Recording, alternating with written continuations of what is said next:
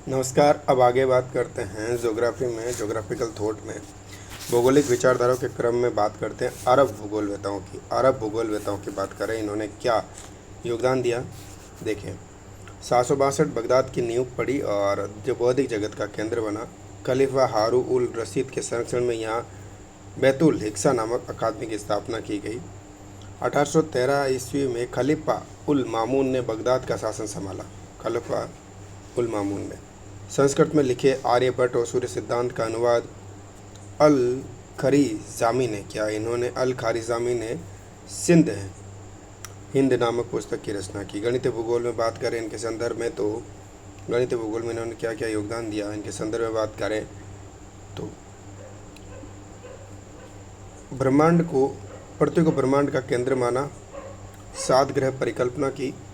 प्रत्येक ग्रह किसी विशेष आकाश में व्याप्त रहता है। अल जरकली ने खगोल विज्ञान पर 3 पुस्तकें लिखी। ठीक है। टोल्डो जो है वो नक्षत्र साधनी तथा सिद्धांत पर आधारित है। अल जरकली ने खगोल विज्ञान पर 3 पुस्तकें लिखी। नसीरुद्दीन तुसी मरघा नामक स्थान पर वेधशाला स्थापित कर रही। यंत्रों की मदद से उसने आकाशीय पिंडों की कोशीय स्थिति को मापन किया। स्थिति का मापन।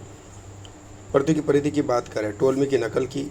इब्न खरदाद ने बताई 26,000 मील और अल मामून ने बताई 20,160 मील और अल बतानी ने बताई 27,000 मील बताई। अक्षांशीय देशांतरी मापन की बात करें तो अल बतानी ने सूर्य की लंबवत किरणों के पड़ने के समय को ही आधार मानकर अक्षांश ज्ञात किया था। सूर्य की लंबवत पड़ता है उसको आधार माना। मानचित्र कला यानी कार्टोग्राफी की बात करें तो इस युग में अवनति हुई, गलत ढंग से प्रस्तुति की। इदरीसी ने केवल मुस्लिम ग्रंथों का ही नहीं वरन ईसाई ग्रंथों का भी अध्ययन किया। वो सिसिली के बादशाह रोजर द्वितीय के दरबार में रहता था। उसने 1154 में संसार का मानचित्र बनाया। वो मानचित्र एक भद्य आयताकार प्रक्षेप पर आधारित था। प्रादेशिक भूगोल की बात करें तो मुस्लिम साम्राज्य पश्चिम में स्पेन से लेकर पूर्व में मध्य एशिया तक फैला हुआ था। इब्न बतूता की बात करें, इब्न बतूता की बात करें, रहला और ट्रेवल्स इसकी बुक है। इब्न बतूता की रहला और ट्रेवल्स। रहला और ट्रेवल्स। इब्न बतूता 1325 में हज यात्रा करने निकला था। इस यात्रा के दौरान उसने मिस्र, सीरिया, अरबी, फारसी, टर्की एवं मध्य एशिया, भारत, श्रीलंका और मालदीव, सुमात्रा, चीन आदि देशों का भ्रमण किया इब्न बतूता ने। ठीक है ना। प्राकृतिक भूगोल का अध्ययन। अल बरूनी ने किताब लिखी भारत का भूगोल, किताब अल हिंद। अल बरूनी किताब जो लिखी वो लिखी किताब अल हिंद 1030 में। पत्थरों के गोलाकार होने का मुख्य कारण नदियों के तेज बहाव में इनका लुढ़कते रहना था। क्या था? लुढ़कते रहना। जल अपर्दन का सही ज्ञान था। जल अपर्दन का क्या था? सही ज्ञान था। पर्वतीय नदियां ढाल को घिसती है, ये कहा गया।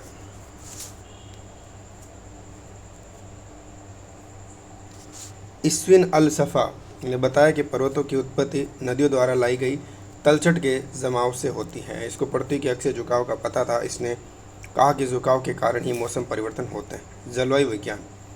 कौन सा वायु? जलवायु विज्ञान।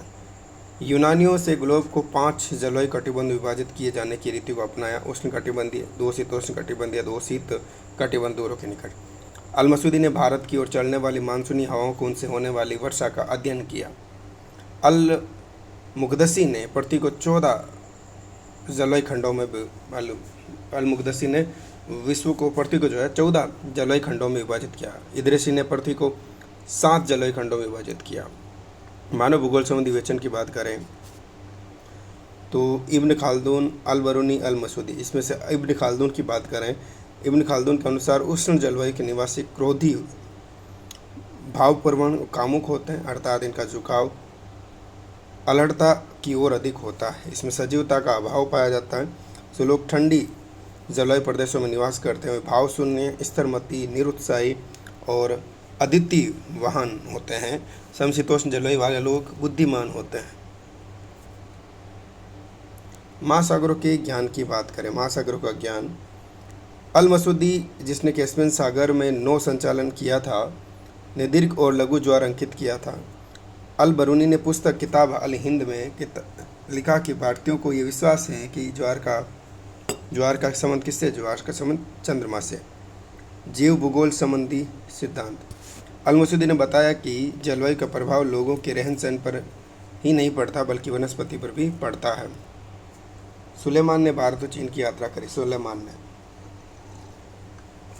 कौन से मान ने करी? सुलेमान ने करी।